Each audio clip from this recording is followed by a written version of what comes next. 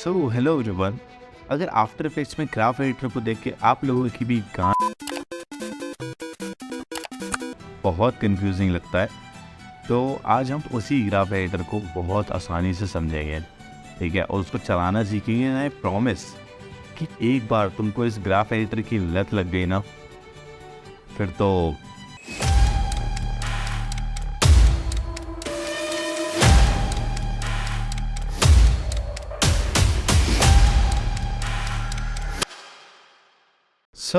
अगर की फ्रेम्स लगाने से हमारी एनिमेशन चल रही है तो ग्राफ एडिटर की ज़रूरत क्या है?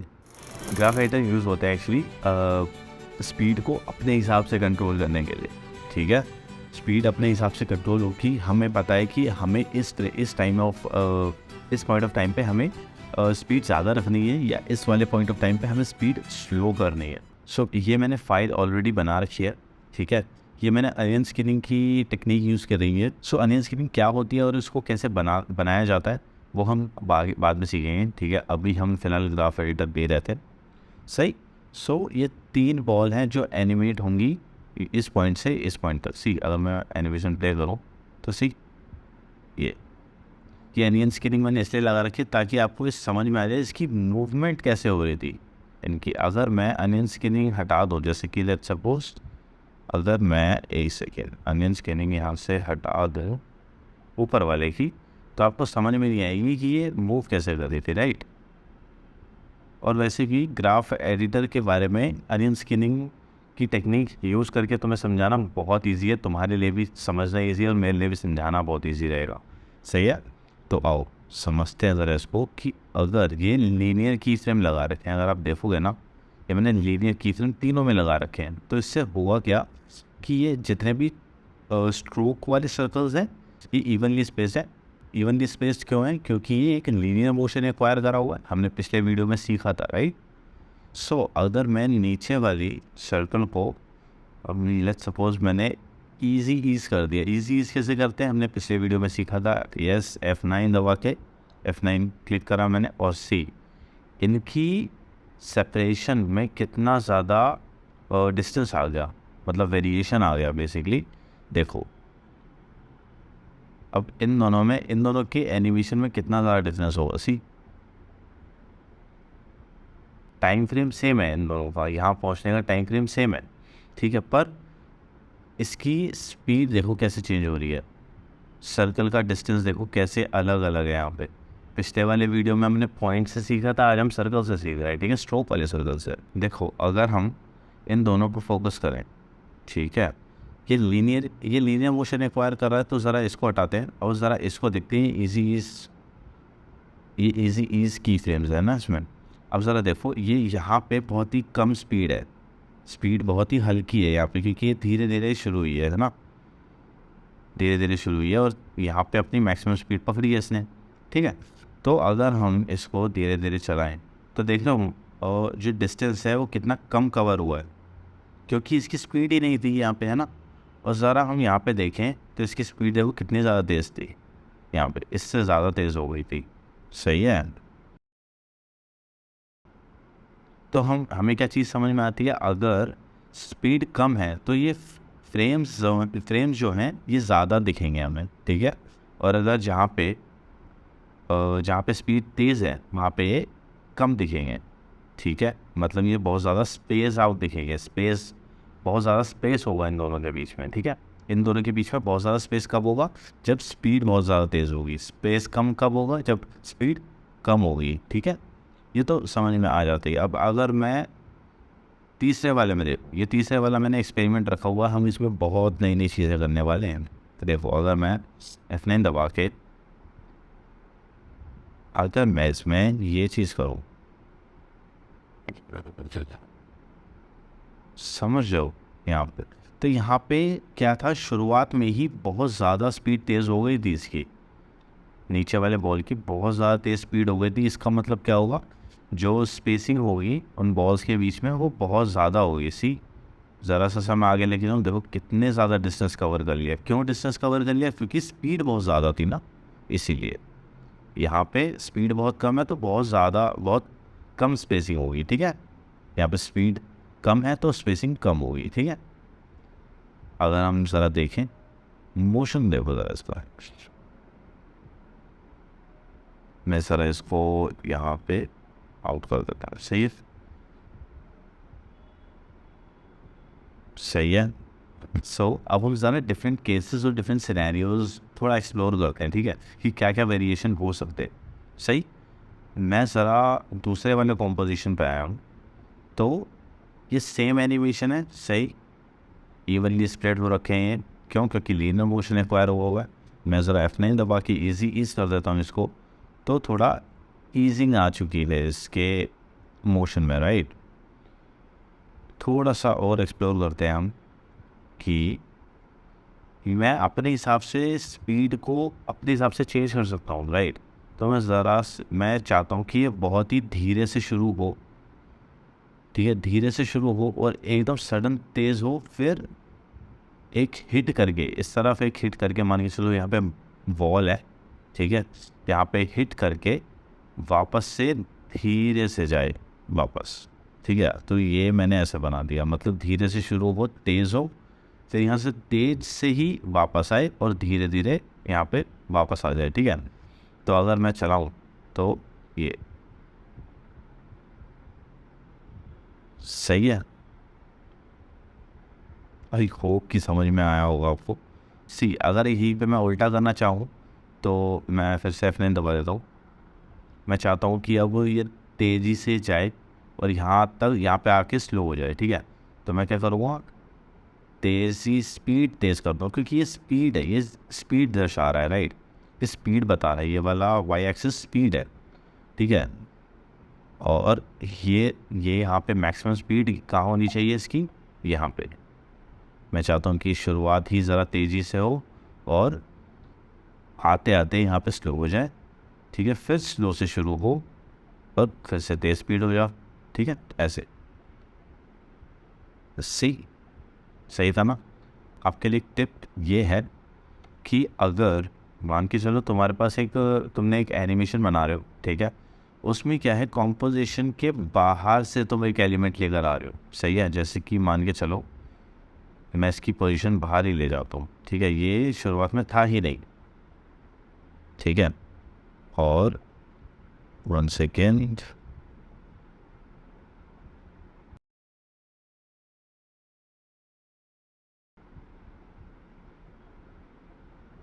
अच्छा ही, तो ये यहाँ पे था ही नहीं ये बीच में आएगा, देखो लो। तो तुम्हें करना क्या है, हमेशा, मतलब मोस्ट ऑफ द टाइम ऐसा ही होता है। मैं क्या करता हूँ कि मैं बहुत ही तेज़ी से लाके यहाँ पे बहुत स्लो कर देता हूँ, ताकि ऐसा लगता है कि ये बहुत तेज़ी में आया और यहाँ पे बहुत स्लो हो चुका है, सही है। और बहुत ही रियलिस्टिक मोशन लगता है मेरे को ये।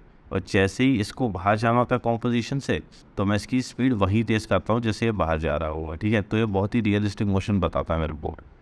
सी ऐसा नहीं लग रहा जैसे कि मैं हवा में बॉल उछालता हूँ पर ये हॉरिजॉन्टली बॉल उछाल रहा हूँ मैं, ग्रेविटी इस तरफ को है, हॉरिजॉन्टली ग्रेविटी है, तो मैं थोड़ा सा विजन अपना ऐसा रखना होगा, ठीक है। सो एक और यूज़ केस ये है इसका कि देखो, अगर मैं इसको कॉम्पोजिशन के अंदर ही लिया, तो हमने क्या सीखा था कि कॉम्पोजिशन के बाहर होगा, कॉम्पोजिशन के बाहर से अगर अंदर आएगा तो स्पीड बहुत स्लो करता हुआ आएगा, ठीक है। स्पीड पहले शुरुआत में तेज़ होगी और धीरे से लेकर आएंगे हम अंदर को, ठीक है। तो यही अगर हम मान के चलो दोनों पोजीशन अंदर ही है, ये अंदर ही रहेगा, तो मैं ज़्यादातर क्या करता हूँ कि देखो, मैं बताता हूँ, तो मैं क्या करता हूँ, शुरुआत में बहुत ही धीरे से स्पीड चलेगी, ठीक है। शुरुआत में बहुत धीरे से स्पीड बढ़ेगी और एकदम बहुत ही सडन चेंज होगा यहाँ पे बीच में, सही है। हल्के से टाइम के लिए बहुत तेज़ स्पीड होगी, फिर से धीरे धीरे हो जाएगी, ठीक है। और ये बहुत ही स्मूथ लगता है मेरे को। मेरी पर्सनल चॉइस है ये, ठीक है। आप अपने तरफ से कुछ अलग एक्सपेरिमेंट करना चाहते हो, वो you are free to do that, ठीक है। एक बार ये देखते हैं ज़रा ये क्या बना है। कार्टून्स में बहुत ज़्यादा यूज़ होता है ये चीज़, ये वाला एनिमेशन, ठीक है, ये वाला एनिमेशन स्टाइल बेसिकली। इसमें एनिमेशन स्टाइल में क्या था, बहुत ही धीरे से स्पीड बढ़ेगी, फिर एकदम ही बहुत धीरे से स्पीड, देखो इतना टाइम लिया है इससे स्पीड बढ़ने में, इतना सारा, ठीक है। और इतने से टाइम के लिए ये बहुत ही अपनी मैक्सिमम स्पीड पे थी, इतने से टाइम पे ये बहुत ही मैक्सिमम स्पीड पे थी, और इतने से टाइम में ये स्पीड स्लो कर रहा है, तो मतलब इसीलिए स्लो ही रही है पूरे टाइम पे, और ये बहुत ही दिखने में बहुत अच्छा लगता है, राइट। अभी हमें ये ज़्यादा इम्पोर्टेंट नहीं है, इम्पॉर्टेंट है ये वाला टूल। अगर मैं इस पर क्लिक करके यहाँ पे वैल्यू ग्राफ पे आता हूँ, अभी क्या था, स्पीड ग्राफ था, ठीक है, ये है वैल्यू ग्राफ। अगर मैं वैल्यू ग्राफ पे आता हूँ, ओ वो ये बहुत ज़्यादा ही थोड़ा सा डिफ़िकल्ट हो सकता है, ठीक है। अगर मैं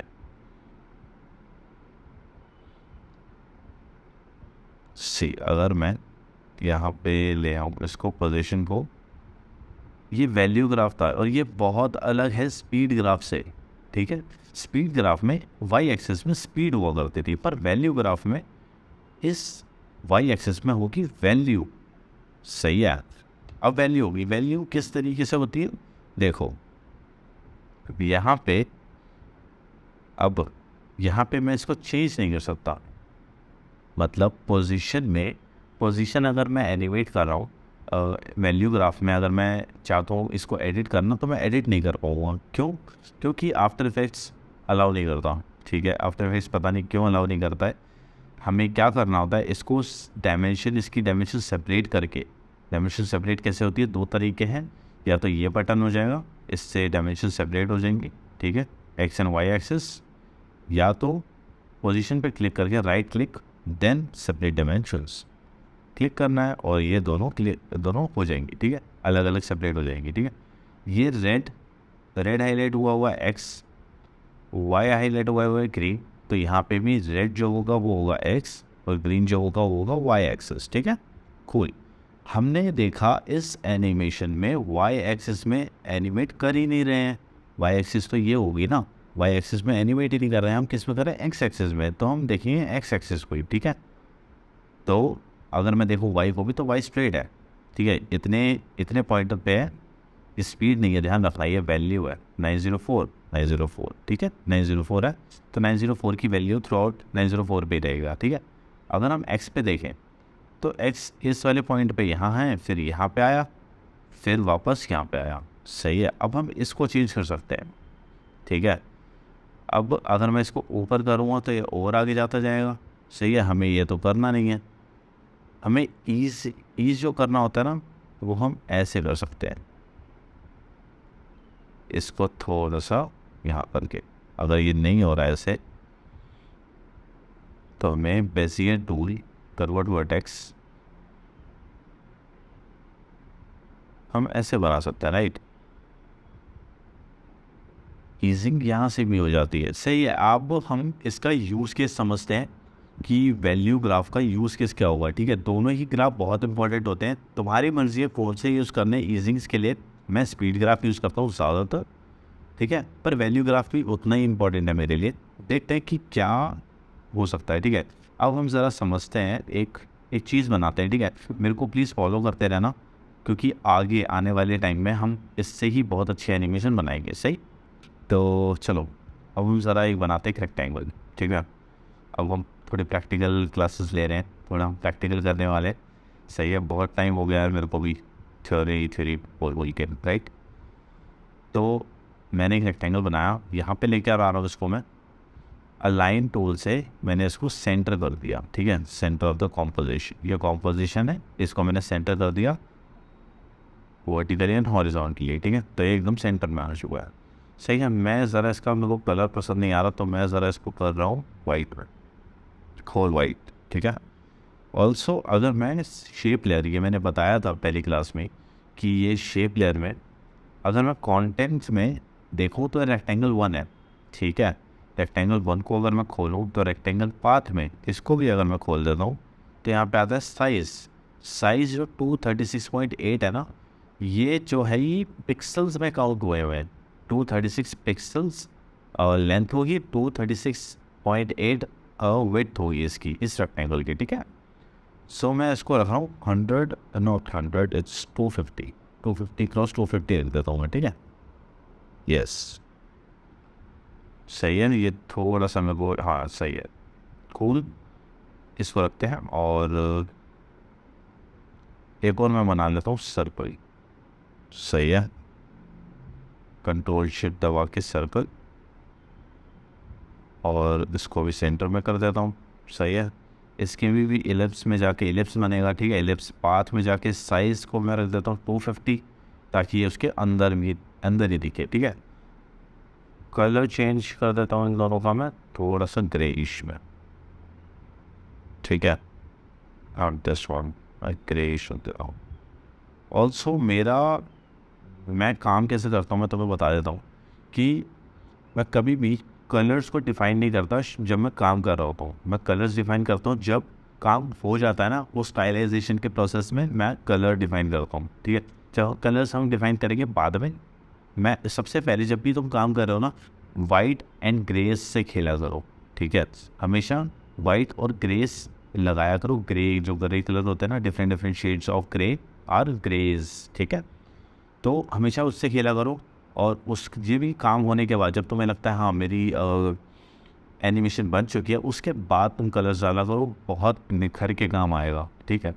सो अभी अगर हम देखें शेप लेयर में सर्कल, ठीक है, ये देखो सर्कल है। मैं नाम दे देता हूँ, हमेशा अपनी लेयर्स को नाम देते रहना, ठीक है। सर्कल, और नाम कैसे देना है, एक सेकेंड, मैं क्लिक करके एंटर दबा रहा हूँ और लिख रहा हूँ, ठीक है। Rectangle, not rectangle, its square. सही, ऑलराइट। मेरा काम इसका है नहीं, मैं इसको बंद कर देता हूँ। मेरा काम है सर्कल से, सही ना। मैं अगर स्केल एस दबा रहा हूँ, इसको क्लिक करके एस दबा देता हूँ तो स्केल प्रॉपर्टी खुल जाती है, ठीक है। अगर मैं यहीं पे ही एक की फ्रेम लगा देता हूँ और यहाँ पे 10 फ्रेम, 10 1 2 3 4 14 फ्रेम और 12 फ्रेम पे आ जाता है, ठीक है। 12 फ्रेम पे मैं इसकी वैल्यू रख रहा हूँ 0, तो ये क्या हुआ, 100 से 0 तक आ जाएगा, सही है। और मैं फिर से इसको 12 फ्रेम के बाद ही 12 12 24, मैंने 24 की पोजीशन ली, इसलिए मैं 1 सेकंड पे आ चुका हूँ, सही है। इसको मैं रख देता हूँ 100, तो ये एनिमेशन कुछ ऐसी होगी, ये पर ये सही है। चलो इसको एक काम करते हैं, ईजी ईज कर देते हैं। ईजी ईज करने के बाद ये वैल्यू ग्राफ खुला हुआ है, स्पीड ग्राफ से करता हूँ, सही है।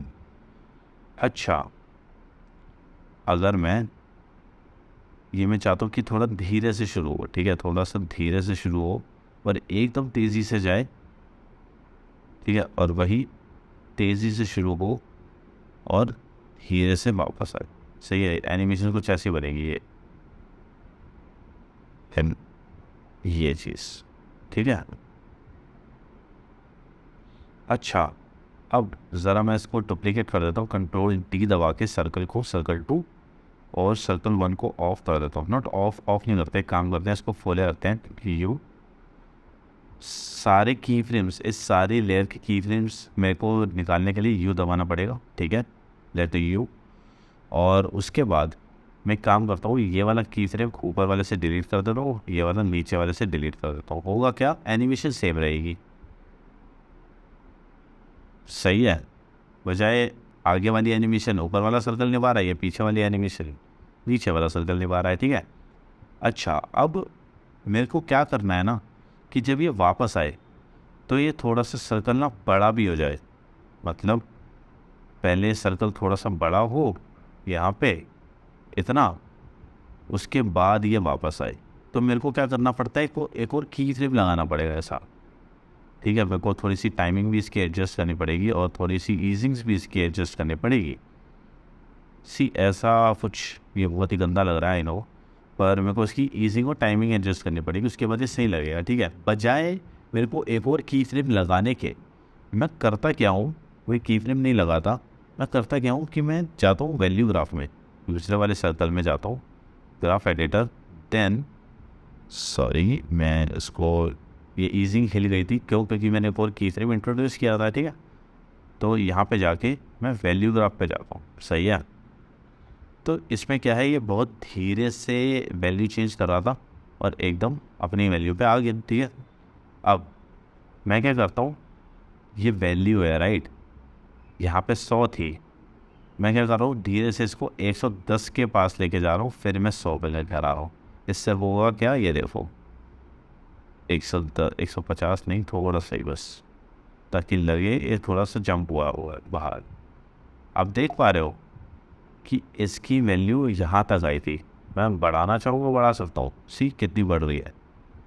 और मैं इसको थोड़ा सा इधर, सी बजाय मेरे को कि की फ्रेम इंट्रोड्यूस करने के, नए की फ्रेम इंट्रोड्यूस करने के, मैंने बिना की फ्रेम इंट्रोड्यूस करे ही मैंने ये वाली एनिमेशन बना ली। देखो ये आपके ऊपर है कि आपको स्पीड ग्राफ यूज़ करना है या फिर वैल्यू ग्राफ। पर काफ़ी सिचुएशन ऐसी होती हैं जहाँ पे स्पीड ग्राफ यूज़ करना बहुत मुश्किल होता है, ठीक है। वैल्यू ग्राफ से वो ऐसे चुटकियों में हो जाता है, सही है। और काफ़ी सिचुएशन ऐसी भी होती हैं जहाँ पे वैल्यू ग्राफ बहुत ज़्यादा मुश्किल होता है, आप सोच नहीं सकते, ठीक है, कि बहुत ज़्यादा मुश्किल है, मैं कैसे करूँ। वहाँ पे स्पीड ग्राफ बहुत ईजी होता है, ठीक है। हमें बहुत ज़्यादा सिचुएशन वाइज सोचना होता है कि कौन सा ग्राफ हमें कब यूज़ करना है, होते दोनों ही यूज़फुल है, ठीक है। So that's it for today. हम अगले लेक्चर्स में आगे कमिंग लेक्चर्स में ये सीखेंगे कि जब हम काम कर रहे होंगे ना, तो इसके बारे में हम सीखते रहेंगे, नए नए सिचुएशन लाते रहेंगे, नए नए अपने यूज़ केसेस लाते रहेंगे कि कैसे हम कौन से टाइम पे कौन सा ग्राफ यूज़ करना हमारे लिए बहुत ज़्यादा ईजी रहेगा। Hope you like this lecture and now will see you guys in the next video. Till then